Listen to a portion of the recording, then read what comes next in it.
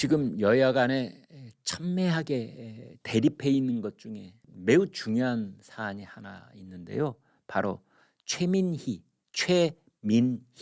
방송통신위원 후보자를 윤석열 대통령이 이제 임명을 해야 되는데요.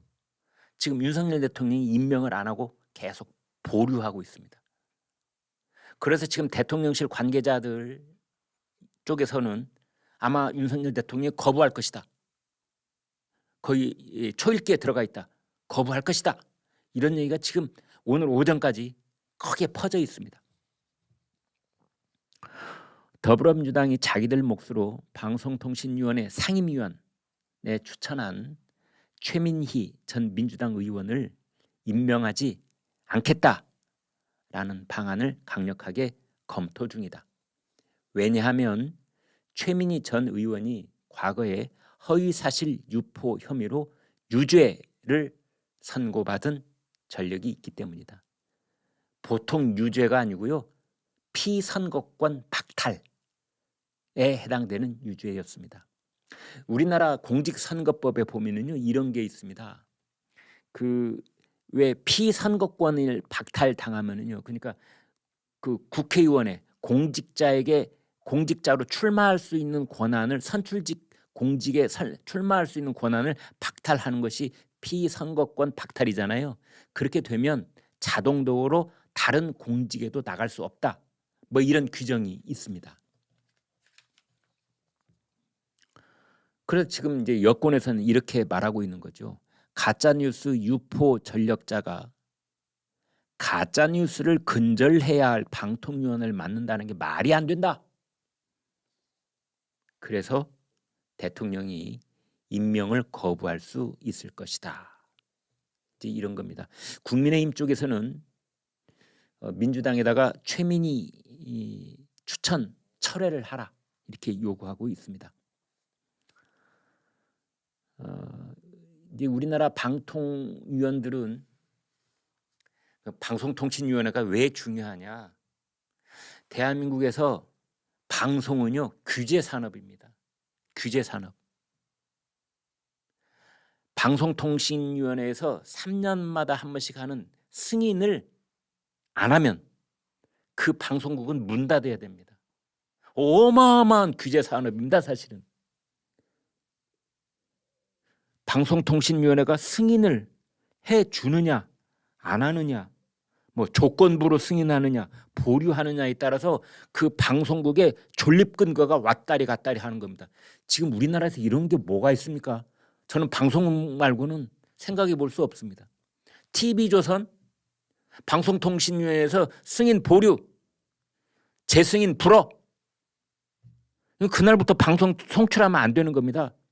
예전에 SBS가 그를 위험에 처해가지고 아주 난리 난 적이 한 번 있었잖아요. 이제 그런 겁니다. 그런데 이런 엄청난 권한을 가지고 있는 방송통신위원회가 방송통신위원이 딱 5명입니다. 딱 5명.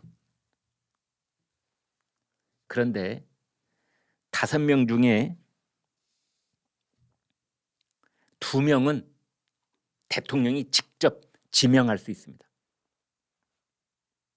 지명입니다. 추천을 받고 안 받고 뭐 이런 것도 없이 그냥 대통령이 딱 지명하는 것. 그 다음에 3명은 국회의 추천을 받아서 대통령이 임명, 2명은 대통령이 지명, 3명은 추천받아 임명 이렇게 되어 있는 겁니다. 그런데 최민희는 추천받아 임명 케이스입니다. 여기는 이제 한 번 더 단계가 있는 셈인데 대통령이 임명을 안 하면 국회가 백날 추천했다고 하더라도 임명 안 하면 그걸로 끝. 이렇게 되는 거죠. 물론 대통령으로서는 정치적 부담이 있기는 있겠지만요. 그러면 왜 이러느냐? 최민희 전 국회의원입니다. 20대 총선 때. 그때 2016년입니다. 그때 이제 출마를 했었는데요. 그 남양주에 경기도 남양주에 출마를 했었습니다. 거의 TV 토론에서 이렇게 말했습니다. 경기도지사에게 경기 북부 테크노밸리 유치를 약속받았고 기획재정부 장관에게 조한 IC 신설을 확인했다. 물론 지금은 조한 IC가 있습니다. 그러니까 지금부터 7년 전에 한 발언인데요. 지금은 조한 IC가 있기는 있습니다만 당시에 이 말이 지금 기준으로 해서는 안 되고 그 당시에 2016년 그때 경기북부 테크노밸리를 정말 약속을 받았느냐. 그리고 기재부 장관이 조한 IC 신설을 확인했느냐. 이게 이제 허위사실 유포에 관한 공직선거법 위반 고발 재판이 이어진 겁니다. 그때 재판부에서 최종 선고가 나왔는데 그거 허위사실이다 해서 벌금 150만 원. 공직선거법 위반은 벌금이 100만 원을 넘어가면 당선 무효형이 되는 겁니다. 그래서 최민희는 피선거권 5년 박탈 이렇게 됐던 겁니다. 그러면은 허위사실 유포로 피선거권이 박탈된 사람을 그것도 TV 토론에서 그 사람을 방송통신위원회 상임위원으로 임명을 한다고? 이건 아니지 않느냐. 마치 음주운전으로 면허가 취소된 사람을 한국교통안전공단 이사장에 임명하는 거하고 똑같습니다. 교통안전공단 이사장 말 그대로 우리나라 교통안전에 관한 연구, 교육, 뭐 이런 것들 총망라하는 그런 공공기관이 교통안전공단입니다. 면허 취소된 사람은 거기 가서 교육받고 면허증 다시 받아야 됩니다. 그런데 교통안전공단 이사장에다가 운전면허로 취소된 사람을 거기다가 이사장이 딱 앉히는 것과 뭐가 다르겠습니까? 학교폭력, 군대폭력, 사회에 와서 성폭력 이런 이력을 가진 자를 국가인권위원회 위원장에 앉히는 거하고 똑같은 겁니다. 허위사실을 공표한 것으로 피선거권이 박탈된 적이 있던 자를 방송통신위원회 상임위원회에 앉히다니. 이건 말이 안 된다. 오늘부터 여야 의원들 국회 전국위원회라는 것을 열어서 선거구제 개편에 관한 논의를 합니다. 오늘 내일 모레 글피에 나흘 동안 이제 목요일까지 이걸 하는데요. 여러분 선거구제 개편 어떻게 해야 된다고 생각하세요? 용어도 어렵고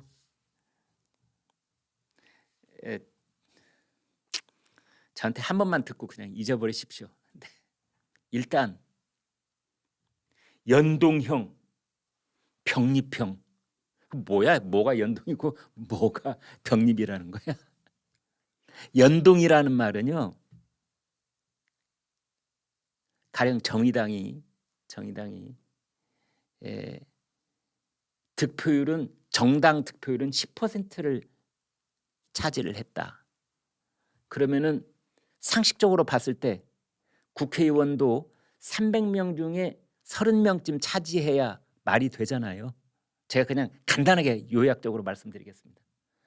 정당 득표율이 10%라면 의원도 10%쯤 가져야 되지 않을까? 그런데 막상 지역구 표를 까보니까 6명밖에 당선이 안 됐다. 그러면은 원래 그 비율대로 한다면 24명이 모자라잖아요. 그래서 비례대표를 그만큼 모자란 만큼 연동해서 보충시켜준다. 이게 연동형입니다. 병립형이라는 건 뭐냐? 그런 것 갖고 아무 무관하게 그런 거 전혀 무관하게 그냥 정당 득표율에 따라서 그만큼 그 비율만큼 그러니까 비례대표 의원이 47명으로 정해져 있다면 정당 득표율이 30%를 얻은 쪽은 47 곱하기 0.3 하면 얼마입니까? 3, 4, 12, 3, 7, 21, 14명 당선된 것으로 한다. 이게 병립형입니다. 제가 말을 복잡하게 하고 있나요? 전 대표님 맞죠? 네. 이게 연동형, 병립형. 폐쇄형, 개방형이 있는데요. 폐쇄형은 비례대표 의원들을 그 당에서 1번, 2번, 3번, 4번, 5번, 6번, 7번, 8번, 뭐 11번, 14번, 17번 이렇게 쭉 나가는 것. 번호를 딱 붙여가지고 그 번호 순서대로 비례대표를 딱딱 꺼내내는 것. 이게 폐쇄형. 개방형은 그냥 번호표 없이 무더기로 그냥 막 섞어놓고 개개인에게 유권자가 다 투표하게 하는 것. 비례대표를. 이게 이제 개방형. 권역별이라는 건 뭐냐면요. 지금까지는 전국 단위로 그냥 전국을 묶어서 비례대표를 정했잖아요. 이제 그렇게 안 하고 가령 영남권에는 비례대표를 뭐 15명, 호남권에는 비례대표를 뭐 8명, 강원권에는 비례대표를 또 몇 명, 뭐 수도권에는 비례대표를 20명 이렇게 권역별로 비례대표 숫자를 다 할당해 놓고 그 지역에서 비율대로 그 비례대표를 나눠 갖자 이겁니다. 이게 권역별. 권역을 뭐 6개로 나눈다는 안이 하나 있고 광역단체 17곳으로 나누자 뭐 이런 얘기도 있습니다. 도농 복합형. 도시는 대선거구제로.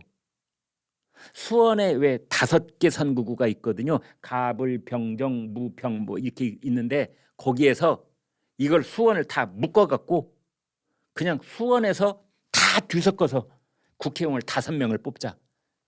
대선거구제. 대신에 저 강원도 쪽에는 뭐 여러 군데가 있어도 국회의원을 1명만 뽑자. 도심은 대선거구제. 농촌은 한선거구제. 소선거구제. 이게 도농 복합형. 그다음에 이제 중대선거구제, 소선거구제 뭐 이렇게 나눠져 있습니다. 이제 이걸 가지고 뭐 이리 섞고 저리 섞고 뭐 이런 얘기를 할 것 같습니다. 한번 지켜보겠습니다.